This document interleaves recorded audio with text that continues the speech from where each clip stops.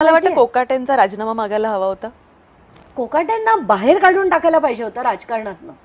अशा माणसांना म्हणजे एकदा नाही, त्यांनी किती वेळा अपमान केला, किती वेळा काय काय म्हटलं.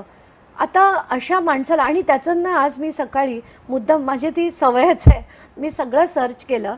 तर हे आधी 99 मध्ये राजकारणात आले.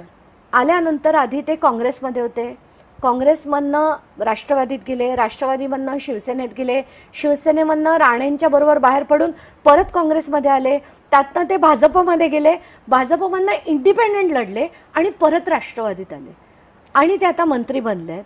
म्हणजे 26 वर्षात 8 वेळा जो पक्ष बदलतो, त्याला कुठली विचारधारा आहे, कुठली देशसेवा करायची आहे, कुठली शेतकऱ्यांच्या भावना तो समजून घेईल. क्रीडा मंत्री झालेत. त्याच्यावर तर आपण खूप जोक्सही ऐकले की आता याला पण, रवीला पण एक हे देऊन टाका म्हणून.